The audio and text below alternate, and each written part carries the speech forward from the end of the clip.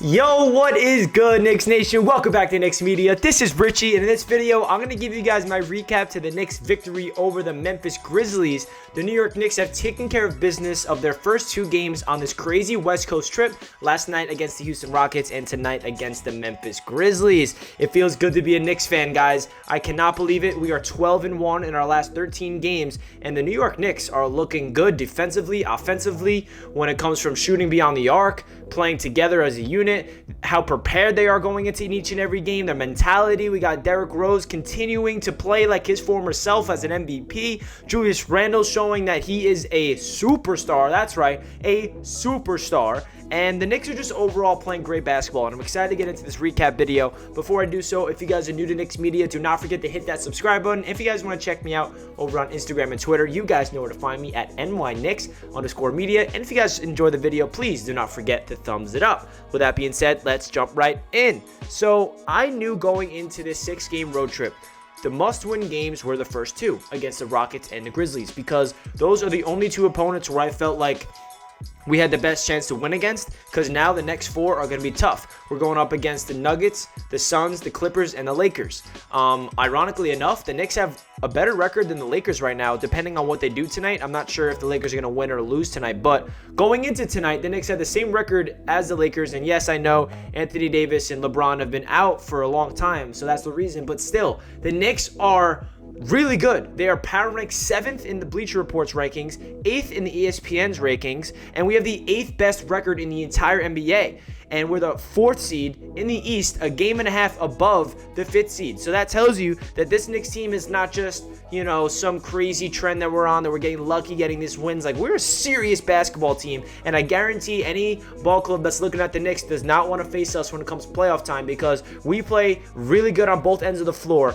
I'm pretty sure we are 4th in the entire league in three-point shooting. Are you kidding me? And that's going to help us out when it comes playoff times if we can continue that trend, because teams love to throw zones at us, and we have to shoot our way out of it. And I have all the confidence in the world of our guys to shoot out of zones. And man, it's just crazy how good this team is from top to bottom. To start off the night, Randle did not really have it, but hey, he got it to start off. At the end of the game, Randle got hot. But it's crazy because the first half, Randle didn't do that much until late in the second quarter. We were still winning, and that just tells you how deep this squad is when it comes to the bench, when it comes to everybody hitting their shots, playing such good defense as a unit. So I'm just so proud to be a Knicks fan through this. We're 9 games over 500. We clinched a winning record, and I just can't believe it, guys. It doesn't feel real. Like, I'm still going through this Knicks season and looking at our record, watching us play basketball, and I literally want to cry tears of joy. Like, you guys that are just as diehard passionate Knicks fans that I am, that suffered through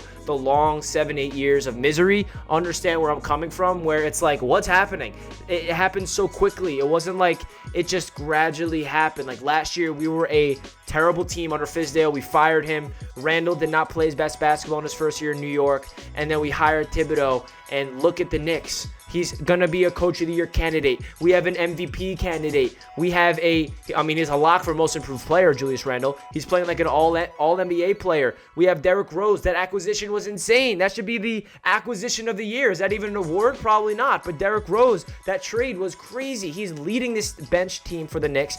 Emmanuel Quickley is a revelation, as we know. He is the craziest confidence for a rookie, shooting from the parking lot and drilling him. RJ Barrett takes strides every single game as a 20-year-old in a second season. We're getting insane defensive plays. We're getting Reggie Bullock nailing the three consistently. I mean, this team is deep, guys, and we're a legit, with the coaching staff, the players, the front office. We also have the lowest payroll in the entire NBA. So yes, before I got into the Memphis and Knicks game, I needed to go on a tangent about the Knicks, because it feels too good to be real, but hey, we're living through this, and it's happening. The Knicks are back, officially. I can officially say the New York Knicks are back. I was scared to say that, in March or so, because I knew the second half of the season was very tough, and I did not want to get my hopes up, but we're coming off a 9-game winning streak. We lose to the best team in the league in the Phoenix Suns, and then we go right back on a 3-game winning streak. Wow. Okay, let's get into the individual. I can't even speak, guys. I'm so pumped up. Let's get into the individual performances for the New York Knicks tonight.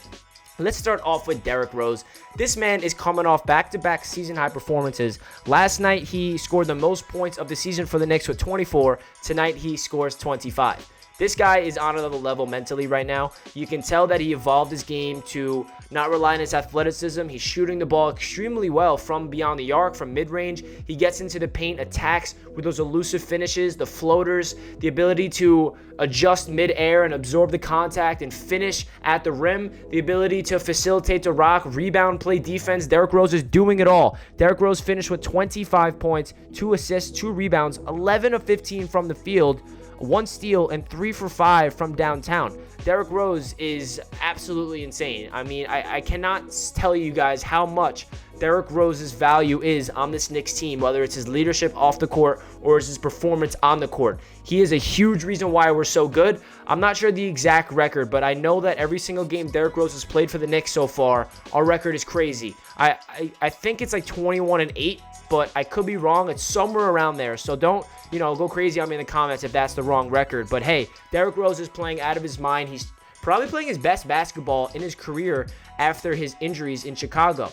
He did do really well for Thibodeau in Minnesota, but it wasn't a consistent play from D Rose. And then after that, it was, he's a journeyman and everything. But right now he's finding himself, and he is just a guy that is so fluid, and he's so quick for a 32-year-old. He has that quickness. His dribbling is insane.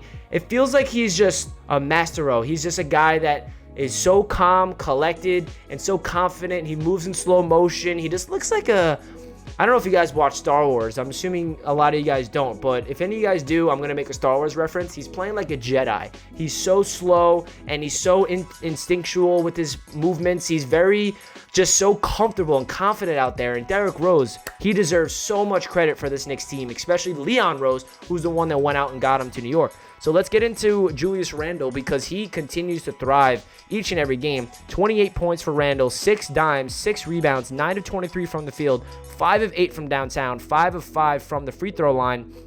And hey, he started the game off a little rough. I don't think he hit any shots in the first quarter, and then he lit it up afterwards. 5 of 8 from downtown is insane, shooting well over 50% for the game.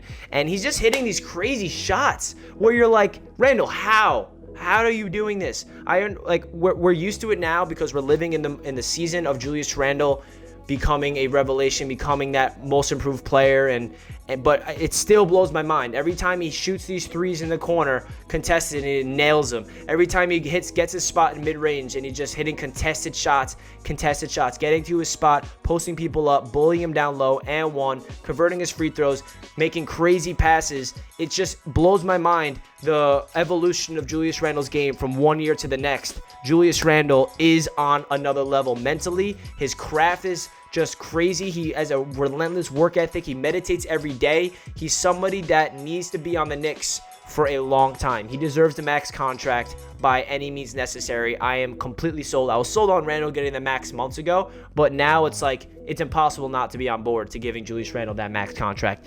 Next player I want to talk about is RJ Barrett. RJ had 34 minutes played with 15 points, 7 boards, 3 assists, 5 of 12 from the field, 1 of 1 from three-point land, so that's 100%.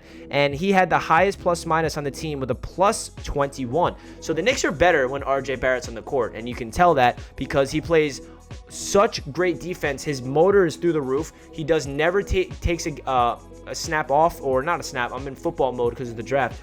He never takes a play off, and when he does take a play off, Thibodeau lets him know, and then he corrects himself, and that's a really good trait for RJ Barrett because he's coachable. He's someone that does not take he doesn't take anything personal when the coaching staff is on him. Remember that game like a couple games ago where he let up 2 back-to-back buckets backdoor? Thibodeau was livid. He was screaming his head off, and then RJ comes out of that timeout, scores right away, plays great defense for the rest of the game, and kills it for the rest of that game. So that tells you that RJ, as a 20-year-old, he wants to get criticized. He wants to get coached. He wants to know when he's not playing well so he can fix his mistakes. And for a 20-year-old to do that, it's insane. And that one three-pointer he did hit, if I remember correctly, he was extremely contested, and he just fired it up. In my head, I'm like, all right, RJ, you're not hitting that. And then he just nailed it. I'm like, why am I doubting him? Like, oh my gosh, his shooting ability from beyond the arc is just out of this world.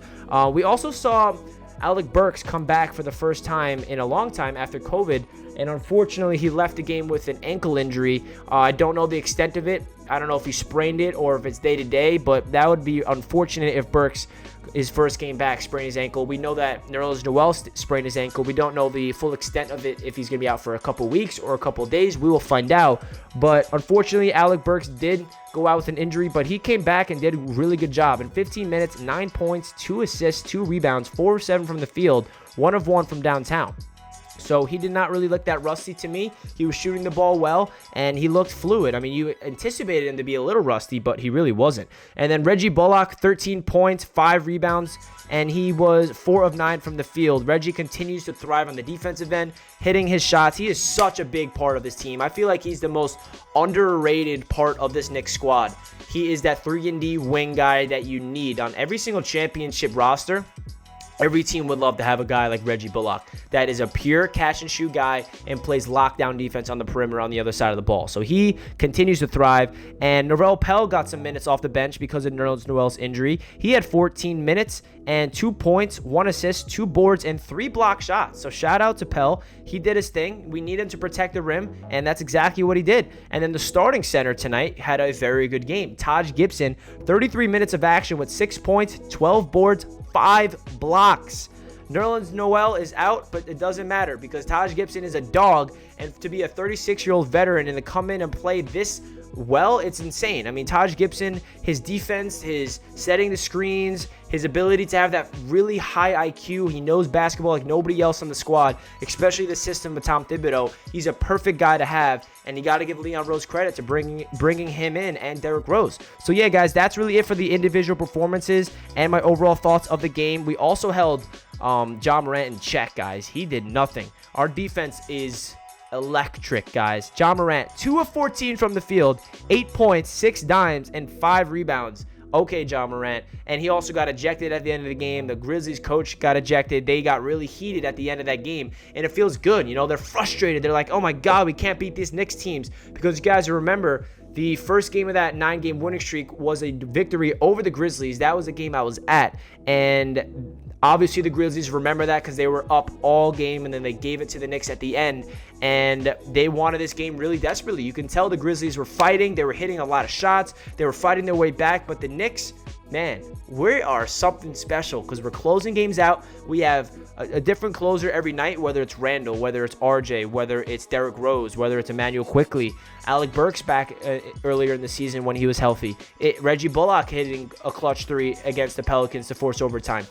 We have closers on this team, and wow, I'm so proud of this Knicks team. You guys have no idea. We got 4 more games on this road trip. If we can win 2 of the next 4 and go 4-2 on this 6-game West Coast trip, that is a huge positive. So guys, that does it for this video. If you guys enjoyed, please do not forget to like and comment down below Statue of Liberty emoji if you guys stayed until the end. I appreciate all the support here on Knicks Media. It really means a lot to me. All of you guys showing support down below in the comments, hitting those likes buttons, and subscribing. It really does mean a lot to me. I put a lot of time and effort into my YouTube channels, and I can tell you guys are appreciative of that. So guys, that does it for this one, and I'll catch you guys in the next video. Let's go Knicks. Peace.